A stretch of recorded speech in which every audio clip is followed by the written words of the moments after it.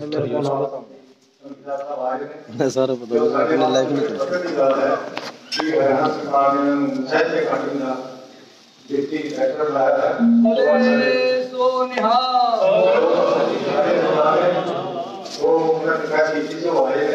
और सारे library master वो भी बड़ा योगदान देंगे कहती जी लाइब्रेरी उत्थे जिन्होंने सैकड़े किताबां दित्तियां ने सो उन्होंने विचार सुनने बेनती है कि ध्यान सुन के पूरा काम कर दो कि इन्होंने इस पद से होंदिया होया एक बहुत बड़ी खोज की है लोहगढ़ किले की लोहगढ़ किला जो कि बाबा बंदर बहादुर सिंह का जी राजधानी है उस वास्ते इन्होंने और एक डीपी गगनदीप सिंह उन्होंने बड़े प्यार के नाम बड़े खोज के नाम लोहगढ़ किले बारे खोज की है बहुत बड़ा योगदान है दास बहुत बहुत धन्यवाद है खोज जिनके ने सुना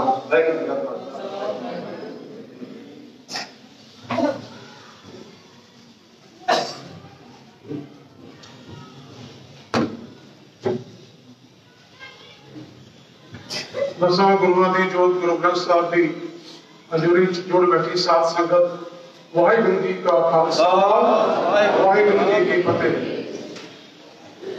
मेरे तो पहला जिस तरह भाई राजपाल सिंह जी तुहाडे नाल विचार साझा कर रहे सी तो मैनूं ये लग रहा सी भी कई बार किसी चीज की ओवरडोज की बहुत तंग करती बंदे नूं भी जे बाहले प्रचार कर देंगे कई बार वो भी हजम नहीं होता जिदा कई बार खाण नूं भी बहुत ज्यादा मिल जाए थोड़ा मिले जिन्ना लोड़ होवे तां चंगा लगता है पर बहुत ज्यादा हो जाए कई बार वो भी तंग कर देता है।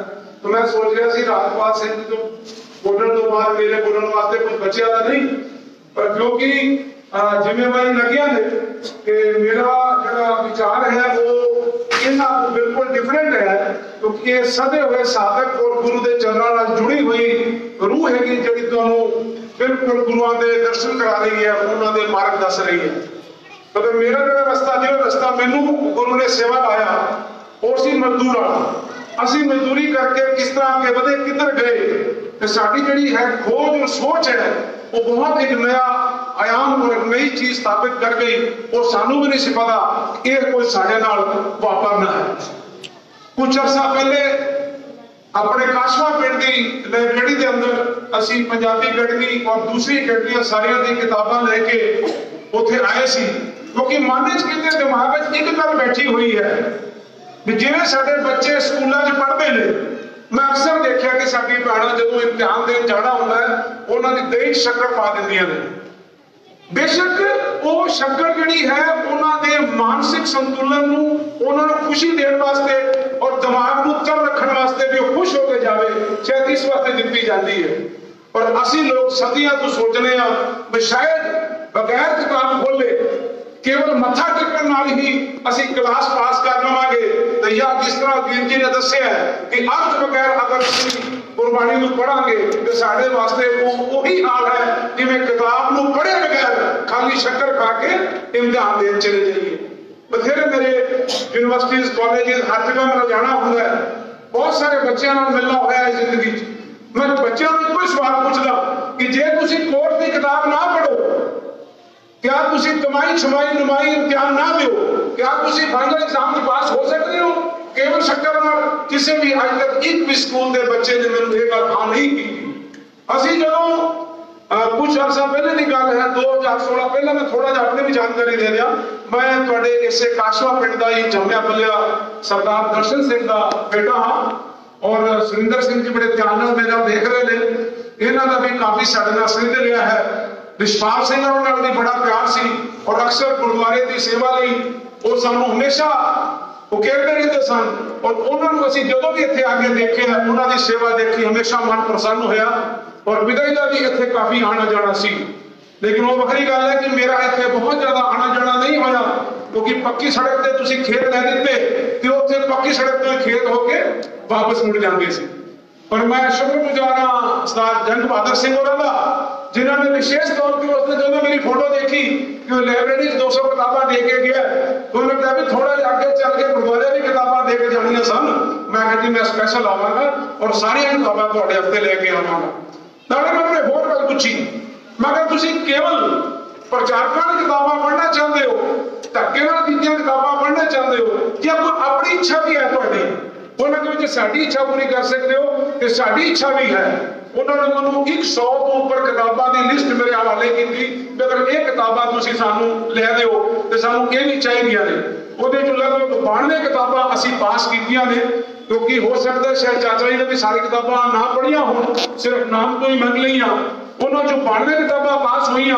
ਉਹਨਾਂ ਨੂੰ ਅਸੀਂ ਅਲੱਗ-ਅਲੱਗ ਪ੍ਰਕਾਸ਼ਕਾਂ ਤੋਂ ਜਿੱਥੇ ਉਹ ਛਪਦੀਆਂ ਨੇ ਉਹਨਾਂ 'ਚ 2 ਪ੍ਰਕਾਸ਼ਕਾਂ ਨੂੰ ਆਰਡਰ ਚਲੇ ਗਏ ਨੇ, ਬਾਕੀ ਵੀ ਜਿਵੇਂ ਪ੍ਰਕਾਸ਼ਕਾਂ ਦੀ ਲਿਸਟਾਂ ਬਣ ਕੇ ਉਹਨਾਂ ਨੂੰ ਆਰਡਰ ਚਲੇ ਜਾਣਗੇ। ਕਿਉਂਕਿ ਸਾਨੂੰ ਉਹ ਗਿਆਨ ਵੀ ਚਾਹੀਦਾ ਜਿਹਦੇ ਨਾਲ ਸਾਡੀ ਜੀਵਿਕਾ ਬਣੇ। ਜਿੱਥੇ ਸਾਡਾ ਅਸੀਂ ਕਹਿੰਦੇ ਵੀ ਲੋਕ ਸਵੇਲਾ ਪਰਲੇਖ ਸਵੇਲਾ ਹੋ ਜਾਏ, ਉੱਥੇ ਸਾਨੂੰ ਆਪਣੀ ਜੀਵਿਕਾ ਵਾਸਤੇ ਵੀ ਪੜ੍ਹਨ ਦੀ ਬਹੁਤ ਜ਼ਿਆਦਾ ਲੋੜ ਹੈਗੀ। मैं बहुत सारे लोगों को देखा है, पंजाबी बोलने वाले पंजाब तो, हिंदी बोलने वाले हिंदुस्तानी और उर्दू बोलने वाले मुसलमान समझते हैं। मैं उन्होंने तो बिल्कुल मुतफिक नहीं है, क्योंकि जे सारी भाषावां का तुहानूं ज्ञान होएगा, जिस तरह मैं इत्थे गुरु नानक साहब नूं कोट करना चाहांगा, उन्होंने 130 देशों के भ्रमण किया अपनी उदासियां के दौरान, और उन्होंने तकरीबन सारे राज्यों 106 राज्यों की लिस्ट तुहाडे कोल हैगी है, जिहड़ी असीं खोज और डिस्कवरी नाल सारी बनाई है। 106 राज्यों को सिख बना के अपने नाल शामिल किया। जब श्रीलंका समाज मिले होंगे, क्या उन्होंने कमिट की होनी है या उन्होंने पंजाबी च बोले होंगे तो पंजाबी चला बनाया होना है। तो मेरी उम्मीद है इस तरह साडी मावां भैणां बच्चियां नूं रोटी नूं चौकी कह के उन्होंने संबोधित करदियां ने, अपने बेटे नूं लल्लू कह के बुलाउंदियां ने। जिस भाषा दा मेरा बच्चा समझना चाहता है उस भाषा को जरा गल करके होंगे ताही उन्होंने गल समझ आनी होगी। क्योंकि असीं सब तो आसान अपनी मां बोली को समझ लेना कि मेरा विचार है गुरु नानक साहब को दुनिया की हर भाषा आती थी। उन्होंने पहले ज्ञान अर्जित किया, चाहे गुरु नानक साहब गोरखपुर गए, चाहे हरिद्वार गए, जिथे भी गए वेद पढ़ के गए, वो मक्के भी गए। मैं मक्के के वो भी दृष्टांत सुने हुए ने, जब तुसीं कहंदे कि उन्होंने पैरों को घुमाया तो मक्का घूम गया, पर इत्थे बैठे 8वीं के बच्चे को कहा कि इत्थे विद्वान आके गुरुद्वारे को घुमाना चाहे तो क्या तू बच्चे मान लेगा? वो बच्चा भी नहीं मानेगा। सानू तर्क नाल उन्हें विद्या नाल और तरीके नाल समझाना पड़ेगा, नहीं कि 8वीं पढ़ांगे light travel in straight line और 12वीं पढ़ांगे नहीं वो गलत सी और लाइट ट्रैवल इन वेव। इस समय नाल बुद्धि नाल हर चीज पढ़ो नाल पढ़ाउण नाल होंदी है। मैं एक तो पीछे किसी मस्जिद के प्रोग्राम में गया तो मेरी थोड़ी सी आदत भी है कि जिस प्रोग्राम में जाओ थोड़ी बहुत रूपरेखा जरूर देख के जाओ। वो एक शायराना प्रोग्राम थी और मैं तो मेरा लफ्ज है इसका मुझे बोलना नहीं जिससे आता उस वक्त मैं ऑडियो वीडियो काफी कर दिया। उस दौरान मैंने एक ऐसी पोस्ट मिल गई जिसके ऊपर गुरु नानक साहब ने सुल्तानपुर लोधी जान का जिक्र सी और उसके ऊपर लिखा हुआ सी कि सुल्तानपुर लोधी दुनिया की सब तो बड़ी लाइब्रेरी सी, उत्तर के नवाब ने रखी हुई और पूरी दुनिया के हाजी काजी जो विद्वान सन उस दीन धर्म को मनने वाले वो उत्थे आउंदे जांदे सन। उत्थे उन्हां दा लैंग्वेज और जिहड़ी नॉलेज दा इंपोर्ट एक्सपोर्ट हुंदा सी। उस असीं लोग इत्थे जानने इक्को चीज जानते हैं कि सुल्तानपुर लोधी गए 8 साल रहे, केवल अनाज ही तोड़ते रहे और 13वीं तकड़ी के आगे उन्होंने 13वीं तकड़ी अड़ गई। इस तो अलावा ना कभी असीं कोशिश की कि 8 साल जब खाली अनाज तोड़ते रहे, क्या तकड़ी लैके सिर्फ 13वीं तकड़ी तो बाद 8 साल 13वीं तकड़ी तो फट के बैठे रहे? नहीं, सब जानने की लोड़ है कि 8 साल गुरु नानक ने नौकरी क्यों की थी? जिहड़ा दुनिया को नौकरी दे सकता सी उन्हें खुद नौकरी क्यों की थी? वो इस वास्ते अपनी भैन के नाल अपने जीजे के नाल सुल्तानपुर लोधी गए क्योंकि उन्होंने उस लाइब्रेरी की जरूरत सी जिथे दुनिया का दीन धर्म का ज्ञान पिया सी। वो सारा पढ़ के फिर कबीर दे नाल मक्के गए। उस तो बाद की सारी गल्लां आपां आपस विच जानने हां और दुनिया का शायद पहला सिख जिहड़ा गुरु नानक साहब दे कहण ते या उन्हां दे नाल समर्पित होकर शहीद होया वो भी जलालुद्दीन हैड काजी उथों मक्के दा सी। सानू बहुत सारी चीज़ां जिहड़ी हैगियां ने प्रचारकां तो मिलदियां ने, लेकिन साडी दिक्कत भी है कि प्रचारक जिहड़े ने एक लिमिटेड दायरे तो आंदे ने। पिछले मिशनरी कॉलेज में लुधियाना सुनते रहे उत्थों मिल गए, SDPC तो मिल गए, लेकिन उन्होंने मैं अक्सर देखा जिन्हें प्रचारकों को मिल गया हालांकि मेरे को बहुत ज्यादा विद्वान ने पर जो भी कोर्स उन्होंने पढ़ाया जाता है जिन्हें 8वीं 10वीं 12वीं के बच्चे को इंजीनियरिंग मेडिकल वाले उस तक महदूद है। मगर मेरी बच्चों को गुजारिश है अपने धर्म की जानकारी वास्ते जिथे असी धर्म के नाते नाल इन्हां जुड़ना है उस तरह गुरुओं की जीवनी को पढ़ना भी समझना भी जरूरी है। जे असी 1469 तो लैके 1708 जब गुरु गोबिंद सिंह जी का ਅਸੀਂ ਪਹਿਲਾਂ ਬਚਪਨ ਚ ਪੜ੍ਹਦੇ ਸੀ ਨੀਲੇ ਘੋੜੇ ਤੇ ਬੈਠ ਕੇ ਚਲੇ ਗਏ, ਫਿਰ ਕੋਈ ਕਹਿੰਦਾ ਸੀ ਉਹਨਾਂ ਦੀ ਦੇਹ ਨਹੀਂ ਮਿਲੀ, ਮਗਰ ਅੱਜ ਸਾਡੀ ਸਾਰੀ ਹਿਸਟਰੀ ਲਿਖਦੀ ਹੈ ਕਿਸ ਤਰ੍ਹਾਂ ਉਹਨੂੰ ਜ਼ਹਿਰੀਲੇ ਛੁਰੇ ਨਾਲ ਮਾਰ ਕੇ ਮਾਰਿਆ ਗਿਆ ਸੀ। ਸਾਡੇ ਚਾਹੇ ਗੁਰੂ ਪੰਜਵੇਂ ਸ਼ਹੀਦ ਹੋਏ, ਛਵੇਂ ਗੁਰੂ ਦੀ ਉਮਰ ਵੀ ਬਹੁਤ ਛੋਟੀ ਹੈ, ਰਿਸ਼ਟ ਪੁਰਸ਼ਟ ਹੈਗੇ ਨੇ, ਇਤਨੇ ਜਵਾਨੀ ਚ ਕਿਵੇਂ ਚਲੇ ਗਏ ਕਿਤੇ ਵੀ ਜ਼ਿਕਰ ਨਹੀਂ। ਸੱਤਵੇਂ ਗੁਰੂ ਜਵਾਨੀ ਚ ਚਲੇ ਗਏ, ਕਿਤੇ ਵੀ ਜ਼ਿਕਰ ਨਹੀਂ ਕਿਵੇਂ ਗਏ।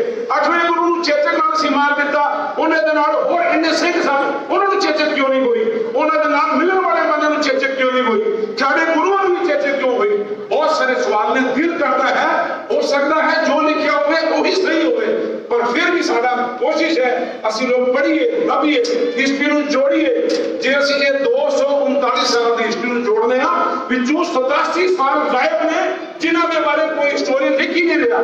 ਸਾਨੂੰ ਉਹ ਕੜੀਆਂ ਵੀ ਜੋੜਨ ਦੀ ਲੋੜ ਹੈ। ਇਸੇ ਦੌਰਾਨ 2016 ਦੇ ਵਿੱਚ ਬਾਬਾ ਬੰਦਾ ਸਿੰਘ ਬਹਾਦਰ ਦੀ ਸ਼ਹਾਦਤ ਦੇ ਉੱਪਰ 300 ਸਾਲਾ ਸ਼ਹਾਦਤ ਦੇ ਉੱਪਰ ਇੱਕ ਯਾਤਰਾ ਰਿਆਸੀ ਤੋਂ ਦਿੱਲੀ ਗਈ, ਜਿਸ ਦੇ ਦੌਰਾਨ ਉਸ ਯਾਤਰਾ ਦਾ ਸਵਾਗਤ ਜਮਨਾ ਨਗਰ ਬਿਲਾਸਪੁਰ ਸਬ ਡਿਵੀਜ਼ਨ ਭਗਵਾਨਪੁਰ ਪਿੰਡ ਦੇ ਅੰਦਰ, ਜਿੱਥੇ ਲੋਹਗੜ੍ਹ ਦਾ ਨਾਮ ਹੈ, ਉੱਥੇ ਉਸ ਯਾਤਰਾ ਦਾ ਸਵਾਗਤ ਹੋਇਆ। ਮਿੱਤਰੋ ਭੈਣੋ, ਉੱਥੇ ਸਾਨੂੰ ਇਹ ਉਮੀਦ ਸੀ ਕਿ 3500 ਤੋਂ ਬੰਦਾ ਉੱਪਰ ਨਹੀਂ ਹੋਏਗਾ, ਮगर ਉਸ ਇੰਤਜ਼ਾਮ ਦੇ ਦੌਰਾਨ ਫਿਰ ਵੀ ਮਾਨनीय उस इलाके लोगों को ਅਸੀਂ ਜੋ जिन्ना भरसक प्रयास कर सके इंतजाम किया, मगर उत्थे 35,000 संगत पहुंच गई। और उन्होंने के दौरान केवल एक प्रेस नोट है जिन्हें साडा जो सोच उस तो पहला सी, मैं 2016 तो पहला गढ़ी भी कटाउंदा सी, पहले भी करता सी, मगर उस एक प्रेस नोट ने मेरा जीवन बदल के रख दिता। उस प्रेस नोट से ये लिखना सी कि लोहगढ़ की हिस्ट्री की है, बंदा सिंह बहादुर की जानकारी साडे कोल की है, जिहदी यात्रा लोहगढ़ के अंदर स्वागत वास्ते आ रही है 3 जून 2016 ਨੂੰ, और 4 जून ਨੂੰ इथों कनालों यात्रा निकली सी। बहुत सारे लोग साडे विच ਉਹਦੇ शामिल सन।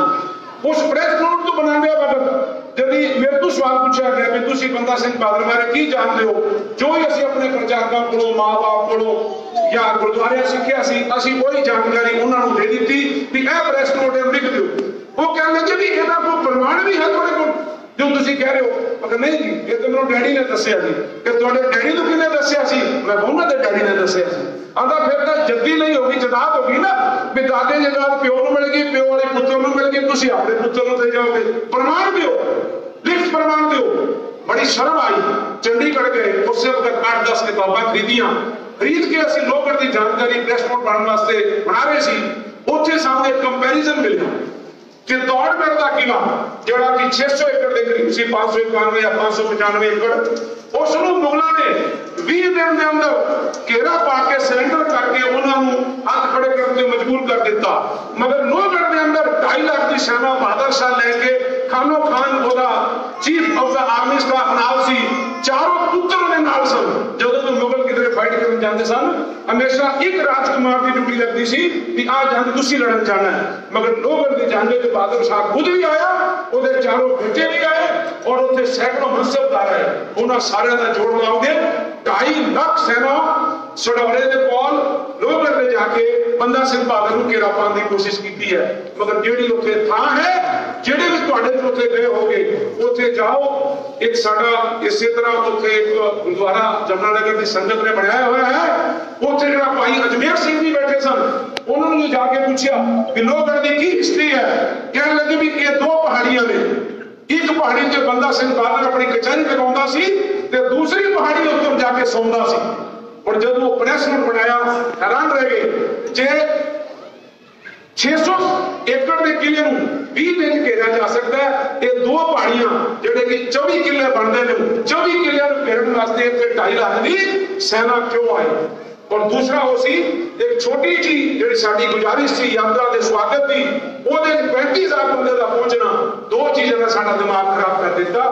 असीं उस यात्रा तो बाद 14 जून नूं टीम बनाई, लोहगढ़ की खोज में असीं गगनदीप सिंह जी जिहड़े उत्थे डीडीपीओ सन, वो जरनैल सिंह जी खालसा सिख हिस्टोरियन जो जमुनानगर रहते हैं, उन्होंने मिल के टीम बना के जंगल की खोज की। और अज तुहाडे सामने दुनिया का सब तो बड़ा किला बंदा सिंह बहादुर का लोहगढ़ 7000 एकड़ का दुनिया का सब तो बड़ा किला अज खोज करने तो बाद वो एक जानकारी तुहाडे सामने है। इसी तरह मैं बच्चों को कहूँगा कि केवल ਜਿਹੜੀ ਮਾਂ-ਬਾਪ ਦੀ ਸ਼ਕਲ ਤੇ ਨਾ ਲਿਪਟੇ ਰਹੋ